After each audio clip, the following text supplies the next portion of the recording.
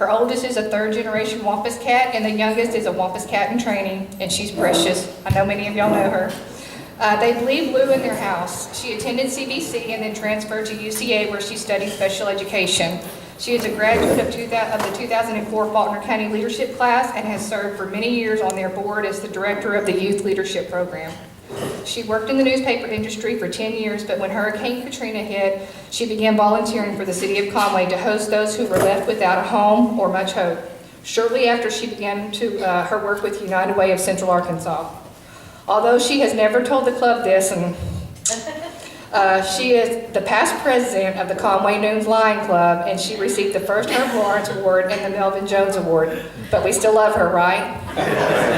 But what am I not? She's a Rotarian. She has served on a variety of boards, including the Bethlehem House, CASA, American Heart Association, and the Consumer Family Counseling Services, and currently serves as on the board for Independent Living Services. She is the current vice president of the Conway Regional Women's Council and absolutely loves working with these ladies to advocate and promote women's health, education, and support the Conway Regional Health System. She also loves volunteering with her church by serving on their women's ministry team. And Amy was hired as the development director at Bethlehem House this past April, and she is thrilled to be back working in the nonprofit world. Would y'all please welcome Miss Amy Prince.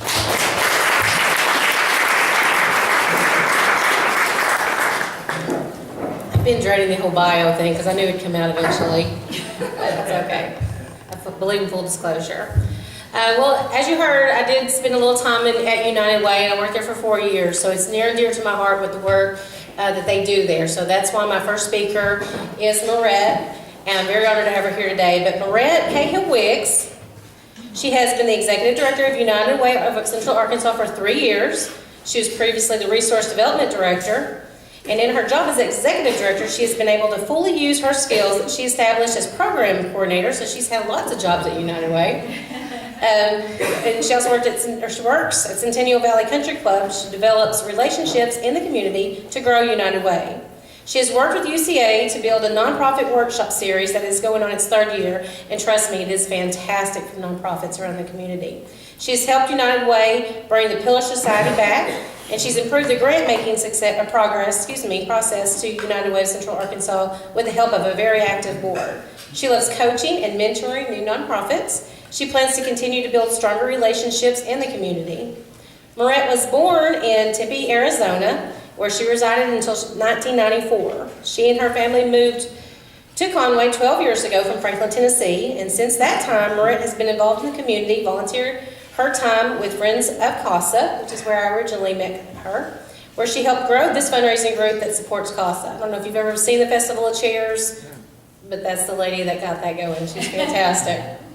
Marette has been and continues to be the fitness coordinator, instructional, and personal trainer at Centennial Valley Country Club for the past 10 years.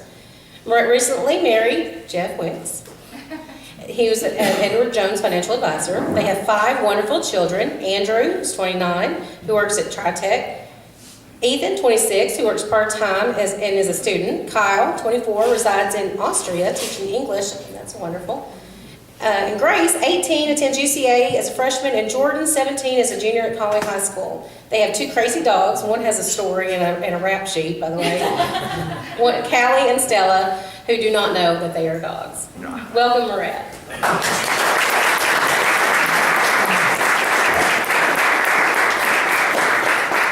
I'm going to borrow one of these. It's going to ask you to look at this. Okay, so United Way, we've been around for a while. I looked up the stuff the other day, and we have been, next year we're 60 years old. 1957, we were called Faulkner Community Fund, and like I said, we turned 60 years old next year, so we're really proud of that. This United Way used to raise over $1 million, and we had some issues, so now this year and last year, our goal was $575,000. But the need in our community way exceeds that. It's way over $2 million, and I'll get into that in a minute. But we always are looking for your help, but I believe there's quite a few other agencies looking for help. So I'm going to talk about our community and our collective impact, as a lot of agencies. When you open this up, depending on who's on the front, it can be Lori or the judge or Jeff Standridge, but it goes into what exactly is going on with United Way. First of all, every United Way is different. There's 3 models, there are 3 business models. The first one is the old-fashioned United Way that basically only takes in money, they do fundraising, and then they go ahead and do grants. The second one is a lot of bigger United Ways now are picking a particular focus and only raising funds for that and running those programs themselves. So that's the second. And then the third is what we are. We are a hybrid. We do the fundraising for the other agencies, but we also have our own program, and we'd like to add more programs. So like I said, we're a hybrid, and we're going to keep doing it that way, because I do think that funding the other agencies, we don't have a big enough staff. We're a staff of 2.5. We could never do that many programs. They do great work. We don't want to do anything different than fund them, but we also want to, the one program that we are right now making available to the community is pretty amazing, and I'll get to that. So right now, this year, these are the agencies that, well, the programs that we fund. We fund programs. We've got 35 programs in 20 different agencies. We serve just 2 counties, Faulkner and Perry County. We'd like to change that. We'd like to take on a couple new counties, but again, I'm working with my board. They're great. We can now say 100% of our funds stay here. How can we say that? Well, through our relationship with United Way Worldwide, we get funds from all over the United States that kind of trickle in, and they don't even have a presence here. So we spend about $7,000 to be a United Way, but we get $37,000 back. Pretty amazing. So we wouldn't get those funds if there wasn't a United Way in this area. So that's good stuff. So 100% of your money stays here. Things that you probably know, we do look for, when we fund an agency or a program, it has to be a sustainable program. It has to be in education, income, or health, because we believe those are the building blocks for a good community. And then one of the things that I think is so important about United Way is very often you may have a favorite that you want to give money to. And that's fine, and we believe in that as well. But I think what's nice about United Way is we do your homework for you. We do the accountability part. So if you don't have the time to go and check look if they have an audit, or because many agencies don't get audited, check their budget, check their financials. Those things, we do all of that with the help of volunteers from the community. So that's a big deal. And I think that one is one of the most important things for giving to United Way, because every single one of them are gold star agencies, because we've done our homework on them.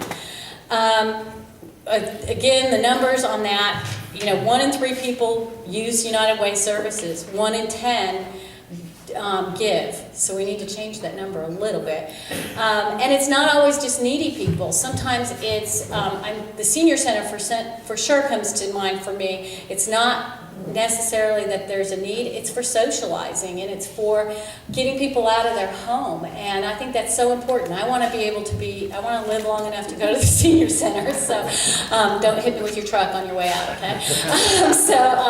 It's a good time, and we really love the senior center. Another thing is that United Way, because we are so stringent on those grants, and if any of my agencies are in here, they'll tell you it's like, what, a 10, 12-page grant? And then we send you out on a site visit, and then you have to come and interview in front of the board. It's a big, long process. Because of that, other organizations that give grants based on our grant. So they can leverage the funds that they got from us to get additional grants. So we have pushed that with our agencies. In the past, we were able to say $1 given to United Way turns to $3, because many of the agencies got matching grants. I think that the senior center gets about, for every $1 we give them, they get about $5 through matching grants. The day school takes $1 and turns it into $9.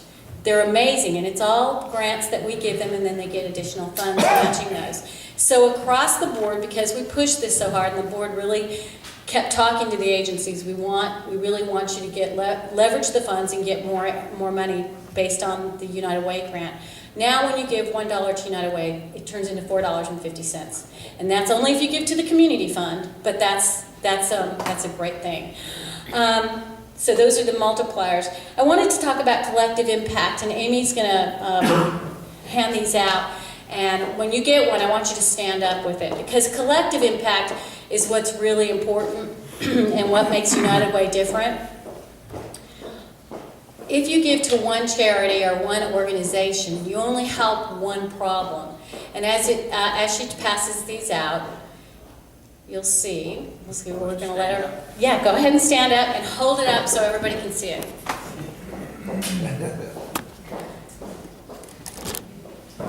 She's still going. Just a second. Now, if you don't mind, if you stand up with it, can you read what yours says? My significant other is hitting me. How about here? I am homeless and have nowhere to go. There. I'm a teen parent and want to stay in school. Okay. I want my disabled child to have the same opportunities as other children. Okay. Who's next? Go ahead. I want my child to learn skills I cannot teach. Okay. Go ahead. I need a safe place for my child after school. Back there. I need a trustworthy adult to protect me. I cannot leave my home because I'm elderly and disabled. Okay. I am hungry. That is absolutely not the case. I need mental health service.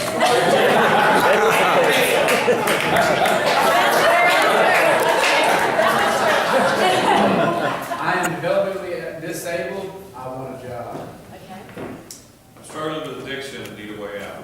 Okay, so as you can see with all those needs, can you pick one? Is there one that's more important than the others? And so that's where United Way comes in. It's because every one of those needs are getting met through United Way and through the funding that goes there. We have, like I said, all these different programs that we are funding. I asked the agencies a different question this year. I asked them to tell me, what does it cost to make your program available to the community? And then additionally I said, and what if you had to close your doors? Because then what happens is it becomes our problem. Taxpayers have to pay it. It becomes our problem. So about 23 of my programs answered me, because sometimes some of them it's a harder question. And then obviously not every bad thing would happen if their doors were closed. But the cost to provide their services was about $1.3 million. I think it's closer to $2 million because I did have a few not answer me. Then the potential cost to the taxpayers if those doors closed was $69 million. It's a big jump. So the savings for us is $67 million. It's worth it to give to United Way. You just have to give a little to save so much for our community. One of the examples was home-delivered meals cost $5 per day. But if our seniors have to go into a home, think about what a home costs per day. And we're not just talking about meals. Plus, their health goes down because they're not in their own home. Also, developmentally disabled adults, if they go to Faulkner County Day School, it's just dollars per day to go there. And they get training and they get in everyday skills and in job skills. But if we put them out on their own, the potential to get in trouble with the law or to end up in a institution can cost us at least $1,000 a day. So I feel like that's some of the things United Way has really, that's why we ask you to give to United Way. But I also wanted to tell you about our new program. We started about 2 years ago. It's called Charity Tracker. When we started it during the tornado, so maybe it's 3 years ago now. But we saw a lot of misuse of resources. It was kind of, it was very upsetting actually. Because you have all these people come out of the woodwork wanting to help, but the same amount of people or more are coming out trying to take advantage of the situation. And so we had the opportunity, Conway Corp paid for Charity Tracker for us for the first year. We went out to mostly Mayflower and Valonia and offered it to them. We asked churches and school counselors and fire departments and all different assistance providers to be on there. It's not like Facebook. You don't put somebody's information on there and then everybody sees it. It is basically just for assistant providers. So now we have over 100 assistance providers on there. And so now when in the past, say I'm a bad person, I would go to this church and this place over here, an agency, and then another church, and I went 7 different places. And I told them I need $150 to pay my light bill. I got $150 and then some, and I was able, if I paid my light bill, I had more than enough, and then I was able to buy drugs. Or maybe I didn't even pay the light bill and I paid drugs, because there was no way to see who was getting what. So now with this in place, when you come to United Way or you go to the ministry center or you go to CAPCA, we put you in the system.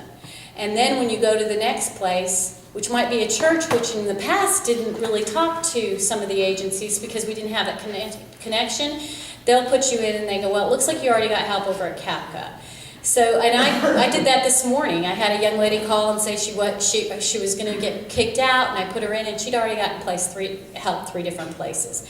So, we are able to find out who's getting the help and do they really need the help. We have limited resources in this area. We want to have it left over for the people that really need it. But it had a flip coin kind of thing with us, and we didn't expect this. We actually expected it to be more about keeping resources from being misused. But it has turned out that many of the agencies can now talk to each other about need. So if somebody's house burns down in this area, mostly your family and your church will help you. But you might also have additional needs. You can come to our office or ministry center or any of the other 100 assistance providers on there, and they'll put your need in, and you might get a mattress, or you might get sheets, or whatever else your last need was. We had a young lady come into our office, and she was in a wheelchair. It was being held together with duct tape. She was developmentally and physically disabled. She had a caregiver. They gave me all the information. I vetted it. I made sure that it was true. I called her doctor.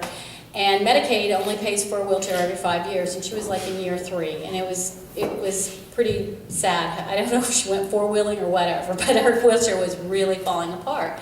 So I put it on there, and I didn't know if that need would get met. And this was just in the beginning when we first started using it, and there's so many other success stories. But within 15 minutes, a church from Mayflower got her a brand new wheelchair. And that is what's working. That's what Living United means. And so that we're really proud of that. We want to add more programs that work like that help people. And like I said, we're very lucky in this community. Conway Corp is paying for this, and so we are able to give it to all the churches, all the agencies for free. So we're really proud of that one. Things that we are doing, we're looking for new sources of income. The pillar party, we brought back last year. We had about 65 pillars. And so last year we brought that number up to 95 pillars. This year we added, my goal was 20 new pillars or recovered pillars. I got it to 17, so if there's 3 of you in this room that would like to be a pillar, come on, help me out. I need to get that 20 number. We also are going around asking all the corporations to make a community investment with United Way so that we can continue to make more. And then in your packet you'll see that we are doing a small business circle, and it's 365 small business circle, and it's $1 a day for small businesses. I don't think that's a lot to give to invest in your community. And then we also have the leadership circle, which is $1,000 for a year for a small business. So those are some of the things that we're doing to raise more funds for the agencies and for the community. Does anybody have any questions? Yeah? How much getting is considered a pillar? A pillar is $1,000 in the course of a year. So that works out to, I think, $2.65 a day. So that's less than a Happy Meal. You can do it. Yes, sir. I planted these people. Lorraine, for someone who's been getting over the years in a payroll deduction, Mhm. who might be thinking about retiring. Retiring? How does he continue to participate in Oh, I'll call you. No, they can continue to give through ACH. So, yeah, or if somebody wants to give with their credit card or a check, we can bill them also. We have lots of ways nowadays. Give on your phone. Yeah. I see you guys fund the Imagination Library for the Arkansas Preschool Plus. How's that working? It is working great. Because I lived in Tennessee for a while, and that was the first state that had it go statewide. I'm hoping to see that go statewide here. I think if you don't know what Imagination Library is, it is Dolly Parton. from about Dolly Parton started it. She wants to see that every child gets a book and has a book, and it's a wonderful thing because it's not just the fact that the child gets a book every month in the mail from, as soon as they get home from the hospital till they're about 6 years old. But, which is exciting because your child's going to be more interested in reading if they get it in the mail, because how exciting is it to get mail when you're a child? Now it's not because we get bills, but when you're a kid, you're excited to go out to the mailbox, have it addressed to you. But what's wonderful about these books, they also have information in the back, because some parents, when they're reading their child, they don't know how to engage the child. They tell you how to engage your child while reading the book. The other part of it is, and I know that for me and for many of you, our common frame of reference when we were in children were the nursery rhymes. You got to school and we all had a common frame of reference. Children don't have that anymore. So to have the same book, Goodnight Moon, The Little Engine That Could, I go and speak to children in elementary schools about this, and I'm always like, have you read Hop on Pop? And they know the books, and those are from my childhood, and they're reading those still. So I think that the Imagination Library does an amazing job in connecting our children as well. So Arkansas is going to be hopefully the second state to have all of our counties give children a book, and you just have to sign up for it. And I think it's $25 a month. So it's a good deal. And yes. Yeah, I was just going to say, Rotary International is a big supporter of the Yes. Yeah, I went to the state program, and it was pretty exciting. So, any other questions? I was thankful that we got to participate in your last Our fundraiser. the turkey I'm trot. still tired. I'm tired too.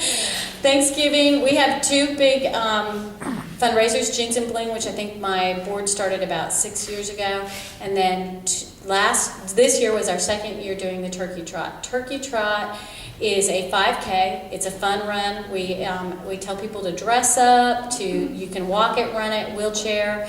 You can do it virtually. We just want your money. We have really cool T-shirts. We're going to theme it every year. The first year he was just a turkey with a little headband. He was running. This year he was patriotic. He had an Uncle Sam hat on, and he had a button that said "I voted." We didn't say who he voted for, but he is a turkey. We'll leave you to decide what that turkey was. So, and that makes it easy because everybody can decide who that person was. So, and then next year, like I said, we're 60, so we may be, our turkey's name is Truman. Truman may be celebrating his birthday as well. But it was a fun time. I know that I saw a lot of you out there. I'd love to see more of you out there. The first year, they told us for a first-time 5K, we'd get 90 people out there. We had 300. And this year, we had over 700 people out there. So, and it's what's fun about it. Thank you. You have grandpa and grandma down to babies in strollers, so it's a really great family event. A lot of people are making it their tradition because, do you want to watch the parade in your pajamas? Well, sort of. I will never be able to do that again. Or do you want to get out there, get a little active, have an extra piece of pie because you were active in the morning? So we were really proud of that one. Yes? I heard you correctly, when you first started, you mentioned that now raised $1 million, Mhm. now you're hoping for 500,000. 575. What happened? The thing that we never want to speak about, but about, Amy, do you know, 6 years ago? Yeah, I know. 6 or 7 years ago, the executive director embezzled. And so we took a dive at that point. So when I came on, I didn't realize exactly what I was walking into, but we've really started to move the tick up, and it was at first just a kind of a straight line, or actually a little bit of that, and then we're straight line, now we're ticking it back up. I think it's because we really are very active in the community. We do the classes with UCA for the nonprofits to make them all better, and we're doing accountability, and I've stayed around, so we had a lot of turnover for a while there, because it's hard coming in after that type of thing. We'll get back up to $1 million. Pine Bluff does $1.5 million. This United Way can do $2 million, so we'll get there. I know some companies or corporations around here in Conway have stopped allowing payroll deduction. Yes. How has that impacted? That impacted us a great deal, but we're starting to get back in the door at a few of those places. I think you have to explain the impact United Way has. When you only give one option to give, you're only helping one issue in the community. And United Way is a lovely thing. I mean, it was started by a lot of the people that started this town, and I think the forefathers saw it right, that when you give to United Way, you get to give to all of them, and they all get help. So hopefully we can kind of change the minds. But we have some that really love giving through employee. When I know that one of the big companies that did that, when we told their employees, look, you're not going to be able to give that way, they were upset because it was so easy. It's easy to give through deduction. It's painless. Any more? Okay. Thank you.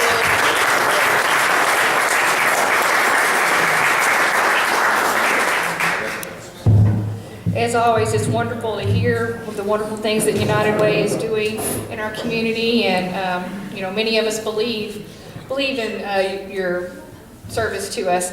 Marette, on behalf, our club has adopted the Newspapers in Education from the Log Cabin Democrat, and we will be donating 50 newspapers in your name to the local schools. So I wanted to let you know that we have little cards, but they're being made, and so I will get that to you. I apologize for that. The sign-up sheet for the bell ringing, where has that made it around, or is it